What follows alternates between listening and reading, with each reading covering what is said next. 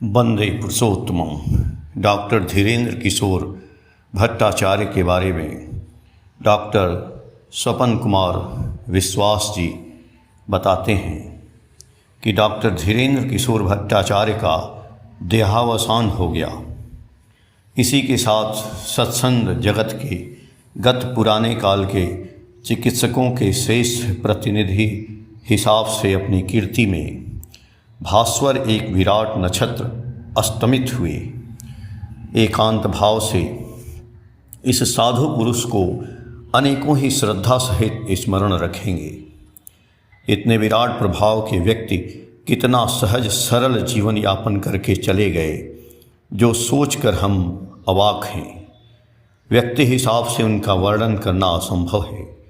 जिन्होंने उनका यथार्थ संग किया है वे ही केवल उनकी अटूट भक्ति की पराकाष्ठा को थोड़ा बहुत महसूस कर पाए हैं। उनके अतुलनीय व्यक्तित्व का वर्णन करने की प्रचेष्टा का अर्थ होता है उनके भक्त जीवन, प्रेमी जीवन की 2-4 घटनाओं की स्मृति धारणा मात्र। वे शिशु जैसे ही सहज थे। किसी तरह की छोटी मोटी बातों में भी वे आह्लादित हो पड़ते थे। कोई कभी भी उनको थोड़ा बहुत देता था तो वे अनाविल आनंद में विभोर होकर सभी को सुनाने लगते थे। जब कभी भी उनके संस्पर्श में कोई जाता था तो वे अपने आप बातें करना शुरू कर देते थे। चाहे जिस भाव की बातें शुरू हों, थोड़ी देर में ही श्री ठाकुर की बातें शुरू हो जाती। अपनी दृष्टि निष्कपट मधुर बातें करने की भंगिमा तथा शरीर के अंग प्रत्यंग के संचारण से जीवन देवता को इस प्रकार लोगों के सामने उपस्थापित करते थे कि अपरिचित नए लोग भी मंत्रमुग्ध हो यथार्थता को अनुभव करते थे। श्रद्धेय धीरेन्द्र की बातचीत में किसी भी तरह के युक्त तर्क का कोई स्थान नहीं रहता था। न रहता था कोई भी विराट शब्द युक्त अलंकरण अथवा सार गर्भ विशेषण युक्त बड़े से बड़े दार्शनिक के कोई भी तात्विक ज्ञान। वे बड़े सहज भाव से कह डालते थे कि श्री ठाकुर ने जीवन एवं उसके उद्देश्य के विषय में किस प्रसंग में क्या कहा है। अंत में जोरदार शब्दों में वे कहते थे कि श्री ठाकुर ही सारी दुनिया के एकमात्र ध्येय व ज्ञेय हैं। उनको पाने पर पुनः कुछ और पाना बाकी नहीं रहता है। श्री ठाकुर को नहीं ग्रहण करते तो उनका जीवन भी वृथा हो जाता। इसीलिए श्री ठाकुर को तत्क्षणात् ग्रहण करके केवल उन्हीं को प्रेम करना होगा। हृदय के अंतःस्थल से स्वतः स्फुट भाव में उनके प्रति उनका अपना पूर्ण विश्वास बातों के जरिए व्यक्त हो पड़ती थी। इसीलिए श्रीयुक्त धीरेन्द्र की याजन दीप्ति खूब प्रखर होकर विच्छुरित होती थी। सिर्फ बातों से ही नहीं, व्यक्तिगत जीवन में भी श्रीयुक्त धीरेन्द्र के जीवन की ऐसी अनेक घटनाएं हैं जिनके द्वारा बारंबार प्रमाणित हुआ है कि परम दयाल पर उनकी निर्भरता किस स्तर की थी। श्री ठाकुर के सतनाम ग्रहण करने के बाद से ही उन्होंने एक अद्भुत कांड किया। हठात उनके मन में हुआ कि उन्होंने अपनी लड़कियों के नाम से कई जीवन बीमा की है, जिसे बनाए रखने पर श्री ठाकुर के प्रति पूर्ण निर्भरता के खिलाफ कर्म होगा। कारण उनका यह विचार था कि श्री ठाकुर यह जीवन व परलोक दोनों के लिए ही असल व अकृत्रिम जीवन बीमा है। जैसा सोचा वैसा काम किया। साथ ही साथ वे जीवन बीमा के कागजों को फाड़कर फेंकने के बाद ही शांत हुए। श्रीयुक्त धीरेन्द्र की परम दयाल पर चरम निर्भरता की सिहरण पैदा कर देने वाली जैसी घटना याद पड़ती है। एक बार उनकी पित्तस्थली में भयंकर प्रदाह होने लगा था। उस समय जो सब शक्तिशाली दवाएं उपलब्ध हुईं, उनका व्यवहार करने पर भी किसी प्रकार का आराम नहीं हुआ। तो जोरहट मिशनरी अस्पताल के मुख्य सर्जन साहब उनकी पित्तस्थली का ऑपरेशन के माध्यम से काट कर हटा देने के सिद्धांत पर पहुँचे। निर्दिष्ट समय पर उनको ऑपरेशन टेबल पर लिटाया गया। ऑपरेशन करने के लिए बेहोश करने के ठीक पहले सर्जन साहब उनको उत्साहित करने के लिए आते हैं तो वे स्वयं हतभम्ब हो जाते हैं। श्रीयुक्त धीरेन्द्र खूब ही प्रसन्न चित्त से गुनगुना करके श्री ठाकुर का गीत गा रहे थे। विस्मयाभिभूत होकर सर्जन साहब ने अंग्रेजी में उनसे पूछा, क्या बात है डॉक्टर बाबू, आप स्वयं जानते हैं कि कितना बड़ा आपका एक ऑपरेशन होने जा रहा है, तो भी आपको कोई भय नहीं हो रहा है। ऐसा प्रश्न सुनकर वे बिगड़ कर बोले, मैं भय करने क्यों जाऊंगा? मैं युग त्राता श्री ठाकुर अनुकूल चंद्र की शरण में हूँ। यदि मैं उनके इप्सित किसी कार्य में योग्य हो उठूँ तब कदापि नहीं मरूंगा, किंतु यदि उनकी सेवा में लगने की अयोग्य हूँ तो मेरे लिए मरना ही बेहतर है। ऐसा तृप्त उत्तर सुनकर धर्मप्राण सर्जन साहब भौचक्के हो गए। ऐसा भी कोई हो सकता है? वह उनके लिए स्वप्नातीत था। सर्जन साहब बोले, जब आपको प्रभु के प्रति इतनी गहरी आस्था व चरम निर्भरता है तो किसी साधारण मनुष्य के हाथों से आपकी चिकित्सा का प्रयोजन नहीं है। इतना कहकर सर्जन साहब ने हाथ में पहने दस्ताना को खोलकर फेंक दिया और ऑपरेशन किए बगैर अस्पताल से उन्हें छुट्टी दे दी। आश्चर्य की बात यह है कि उस घटना के बाद से वे जब तक जीवित रहे तब तक कभी पित्ताशय का प्रदाह नहीं भोगे। गहरे विश्वास से क्या नहीं हो सकता है। इस अमीय कथन का विस्मयकर प्रतिफलन अपने जीवन में देखने को मिला। भक्तों के साधारण जीवन में कैसा आचार व चाल चलन होना चाहिए, यह वैष्णव शास्त्र में खूब थोड़े शब्दों में लिखित है। नाम में रुचि, जीवों पर दया, वैष्णव सेवन। श्रीयुक्त धीरेन्द्र के 90 वर्ष व्यापी महाजीवन में केवल मात्र उपरोक्त बातें अहरह पाई गई हैं। अजपा नाम में उनकी रुचि इतनी प्रखर थी कि परम दयाल ने श्रीमुख से कहा था कि धीरेन्द्र जिस समय चाय बागान में रहकर नाम करता था तो मुझे यहाँ बैठे वह सुनाई पड़ता था। रोगी या रोगियों के लिए वे केवल चिकित्सक ही नहीं थे, बल्कि वे उनके लिए एक अगाध प्रेमी, अकल्पनीय दर्दी एवं असीम दया की देव मूर्ति स्वरूप थे। रोगी या रोगिनी के लिए सिर्फ नुस्खा लिखकर ही शांत नहीं होते थे। उन्हें दवा मिली या नहीं, ठीक से खाया या नहीं, पथ्य ही जो कैसा हुआ, यह सब लेकर वे बेचैन हो पड़ते थे एवं किसी को असुविधा होने पर अभिभावक के जैसे उन सब की व्यवस्था करने के बाद ही निश्चिंत होते थे। अपना प्रचार के वे विरोधी थे, इसीलिए उनकी बहुत सी घटनाओं को हम नहीं जानते हैं। उन्हें जीवों के प्रति दया जो सिर्फ मनुष्य तक ही सीमाबद्ध थी, ऐसी बात नहीं है। इतर प्राणियों के प्रति उनके प्रेम व दया का कोई अंत नहीं था।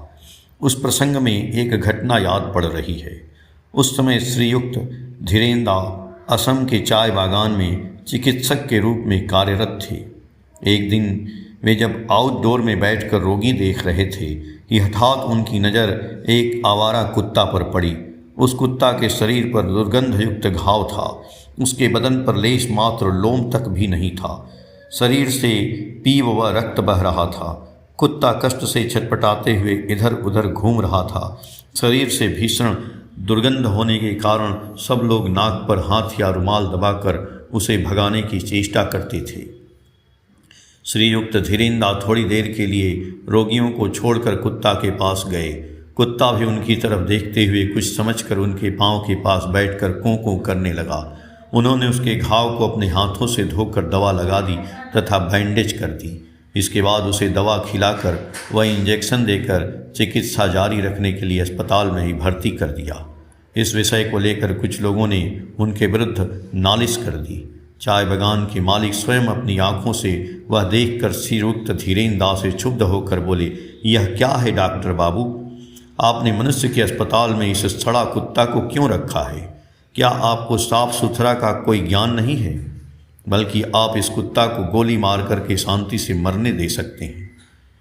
इतनी बातें सुनते ही श्रीयुक्त धीरेन्द्र फुफकार छोड़ते हुए गुस्से में आकर बोले, साहेब, यह कुत्ता तो तुम्हारी एवं मेरी तरह ही परम पिता का सृष्ट जीव है। उसी हिसाब से हमारी तरह ही इसको भी जीवित रहने का अधिकार है। तुम्हारे लड़के के शरीर में घाव होने पर क्या तुम उसे गोली से मार सकोगे? मैं बल्कि अपनी नौकरी से इसी क्षण इस्तीफा दे सकता हूँ, पर इस कुत्ता की चिकित्सा बंद नहीं कर सकता हूँ। ऐसा तो जो दीप्त व महानुभावता से परिपुष्ट मानविक में अनन्य समृद्ध युक्त संगत उत्तर के सामने माथा नत करने के सिवा उस साहेब के लिए कोई चारा नहीं था। साहेब के मन में भी श्रीयुक्त धीरेन्द्र की भावमूर्ति लाखों गुण दृढ़ भाव से प्रोथित हुई थी। गृही सन्यासी के रूप में वैष्णव सेवन का जो दृष्टांत श्रीयुक्त धीरेंद्र हमारे सामने रख गए हैं वह एक शब्द में अनुकरणीय है। उनके घर पर सुबह दोपहर संध्या सब समय गुरु भाइयों का आवागमन होता रहता था। किसी दिन यदि उनके घर पर कोई नहीं आते थे तो उनका मिजाज खराब हो जाता था। छोटी मोटी मामलों में भी अपने घर के माहौल को गर्म कर देते थे। इसीलिए उनकी सुयोग पत्नी रोज सवेरे श्री ठाकुर के सामने कर जोड़े कोई न कोई गुरु भाई मानो आतिथ्य ग्रहण करे, इसी उद्देश्य से प्रार्थना करती थी।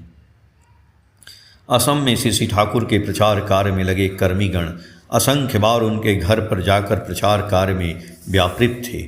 इस बात के लिए अम्लान मुख से दिनों दिन अथक परिश्रम करके आदर्श धर्म पत्नी की तरह सहयोगिता कर श्रीयुक्त धीरेंद्र की स्त्री ने भी सबको विशेष आकर्षित किया था। वैष्णव सेवन का एक विरल दृष्टांत श्रीयुक्त धीरेंद्र के जीवन में हम देख पाते हैं। उस समय श्रीयुक्त धीरेंद्र सक्रिय रूप से दीक्षा की संख्या को बढ़ाने में खूब तत्पर थे। समाज के किसी भी तबके के लोग उनसे छूटे नहीं।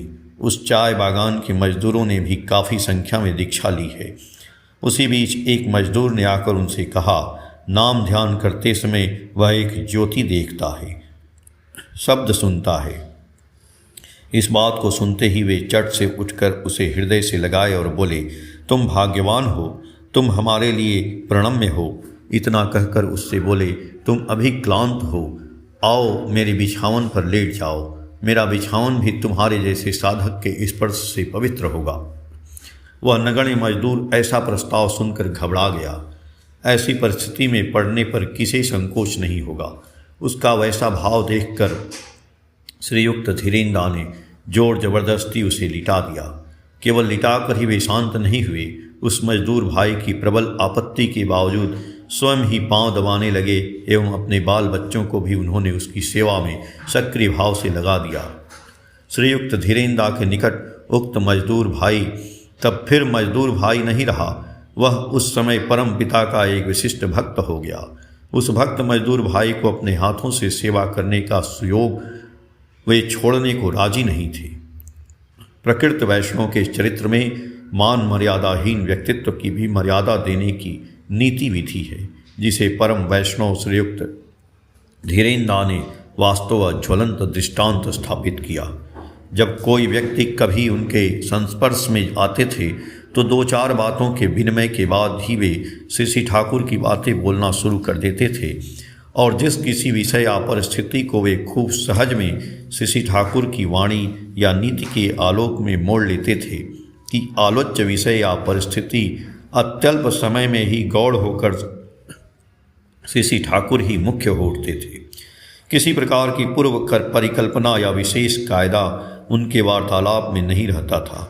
सदा इष्टमय तद्गत स्वतः स्फूर्त, किंतु इतनी सावलीलता से परिवेश इष्टायनी हो पड़ता था कि कोई उसे समझ नहीं पाता था। एक बार सत्संग अस्पताल में एक विभत्स रूप से जली औरत लाई गई। आशंकाजनक हालत में लाई गई है, इसलिए प्राथमिक चिकित्सा करके उसे सदर अस्पताल भेज दिया गया। साधारणतः ऐसी क्षेत्र में पुलिस मामला रहने के कारण पुलिस आकर डॉक्टर का बयान लिख कर लेते गए। कई दिनों के बाद सुबह सुबह वह पदालीन पुलिस ऑफिसर यथारीति सत्संग अस्पताल आए। उस समय तक आउटडोर खुला नहीं था। केवल धीरेंद्र उसी समय पैथोलॉजी विभाग खोलकर अपने निर्दिष्ट चेयर पर बैठे ही थे। खिड़की दरवाज़ा खोलकर घर साफ सुथरा करके काम आरंभ करने की तैयारी कर रहे थे। वह पुलिस ऑफिसर एक छोकरा था। प्रायः आधा घंटा इधर उधर घूमने के बाद किससे जिज्ञासा करें, व्यक्ति को न पाकर समय नष्ट हो रहा है, उसकी न कोई परवाह कर रहा है और न सम्मान दे रहा है। यह सोचते हुए वह विक्षिप्त होकर पैथोलॉजी विभाग में प्रवेश कर गया। क्षमता के अहंकार में उन्मत्त होकर वह ऑफिसर धीरेंद्र के टेबल के सामने खड़े होकर दांत पीसकर टेबल पर हाथ पटकते हुए अपना रोब दाव दिखाने लगा और वे धीरेंद्र पिता जैसा स्नेह देकर हंसते हुए उसे देख रहे हैं। उसकी चिल्लाहट थोड़ी बंद हुई तो धीरेंद्र उठ गए और उसके कंधे पर हाथ रखकर अपनी टूटी फूटी हिंदी भाषा में बोले, ओह आप तो मेरे लड़के के जैसा हैं, आपको यहाँ बहुत हैरानी हुई है। पहले आप यहाँ बैठिए, थोड़ा पानी पीजिए। यह कहते हुए बगल वाली कुर्सी पर उनको हाथ धर कर बैठाया। मंत्रमुग्ध की तरह वह छोकरा ऑफिसर चुपचाप बैठकर उनके चेहरे की ओर ताकता रहा। ऑफिसर के साथ 2 सिपाही भी थे। परिस्थिति को इस तरह बदलते हुए देखकर वे हतंभ हो गए। धीरेन्द्र भी रुक नहीं पाए। दीवार पर टंगी हुई श्री ठाकुर की तस्वीर की तरफ अपने 2 हाथों से उनकी दृष्टि आकर्षित करते हुए बोले, सामने देखिए, वे हैं परम दयाल श्री ठाकुर। उनकी दया से ही इतना बड़ा प्रतिष्ठान उठ खड़ा हुआ है। उनकी शरण में आने के बाद कितने लोगों को शांति व आनंद मिला है। उनकी इच्छा से गाछ के पत्ते भी हिलते हैं। ठाकुर की बहुत सी हिंदी में किताबें हैं। मैं आपको एक किताब दूंगा। आपके जैसा पावरफुल यंग मैन को यदि ठाकुर जी मिल जाएं तो उन्हें बहुत फ़ायदा होगा। आप लोगों के जैसे आदमी के मुख से ठाकुर जी का प्रचार विश्व में शीघ्रतर होगा। आप बीच बीच में समय निकाल कर सत्संग आएँ। निर्वाक होकर वह ऑफिसर उनकी बातों को सुनता जा रहा है। किस क्षण में उसका गुस्सा काफूर हो गया और उसके चेहरे पर गुस्सा के बजाय हंसी छा गई। इसका उसे पता ही नहीं चला वह किस कार्य के लिए आया था। यहाँ घोर अथाह में पड़कर इस बात को भुला गया। इस बार वह कुर्सी से उठ खड़ा हुआ और उसने धीरेन्द्र के चरणों को छूकर प्रणाम किया। दोनों सिपाही लोगों ने भी वैसा ही किया। हाथ जोड़कर उसने धीरेन्द्र से अनुमति मांगी। पुनः आने का आश्वासन देकर उसने प्रस्थान किया। पुलिस विभाग की ओर से उस रोगिणी की खोज खबर लेने हेतु कभी झांकी मारने भी वह नहीं आया। सरल याजन के द्वारा धीरेन्द्र ने सहसा घोरतर प्रशासनिक झमेला को एक क्षण में मिटा दिया। अत्यंत कोमल हृदय के अधिकारी होने के बावजूद धीरेन्द्र इष्ट विरोधी आचार आचरण वाले व्यक्ति से कोई भय नहीं करते थे। प्रत्युत सुदृढ़ होकर अकपट भाव से उसका प्रतिवाद करते थे, किंतु उनके गुस्से के ढंग व उनकी भाषा खूब सुनियंत्रित होती थी एवं उसके साथ श्री ठाकुर की कथित बातों के माध्यम से आपत्तिजनक बातों को इस प्रकार प्रतिवाद करते थे कि किसी के अहंग पर चोट नहीं पहुंचती थी, बल्कि बहुत आसानी से मामला सुलझ जाता था। जिस व्यक्ति की बातों का प्रतिवाद करते थे उसे अंत में अपने आप पर अफसोस होता था। वह खूब अनुतप्त होता था। मेरे साथ भी ऐसी एक घटना हुई है। जुड़न सिंह नाम का सत्संग में एक प्रवीण आश्रम वासी था।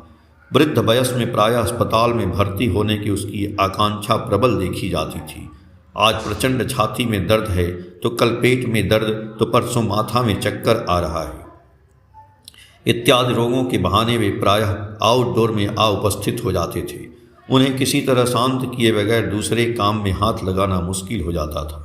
एक दिन जुड़ंदा किसी प्रकार जब स्वार्थ सिद्धि नहीं कर सके तो आउटडोर में मेरे ऑफिस के सामने आंखें उलटकर व जीभ बाहर करके ऐसी भयंकर भंगिमा का अभिनय करके इस प्रकार सो गए मानो उनकी हालत गंभीर है। उपस्थित लोगों ने भी शोर मचाना शुरू कर दिया।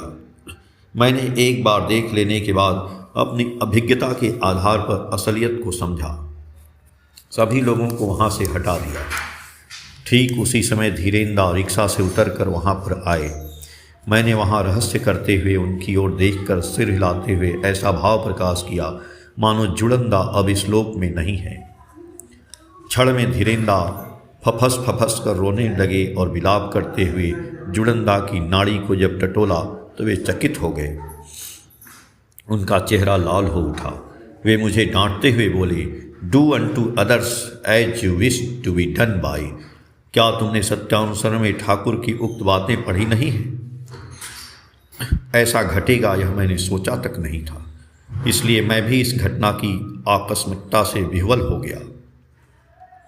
मैंने हाथ जोड़कर उनसे क्षमा मांगी कि अब मेरे द्वारा ऐसा काम नहीं होगा।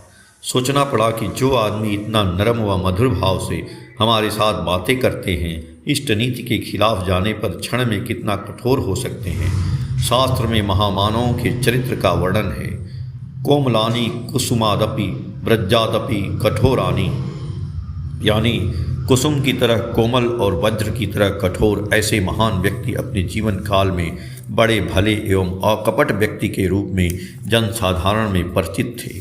जन्म संस्कार एवं भक्ति मिश्रित कर्म क्षमता की शक्ति से परम प्रेममय शशि ठाकुर एवं उनके परिवर्ती प्रतिनिधियों के निकटतम लोगों में वह एक व्यक्ति थे जितनी भी उनकी प्रशंसा की जाए वह थोड़ी ही होगी। जय गुरु।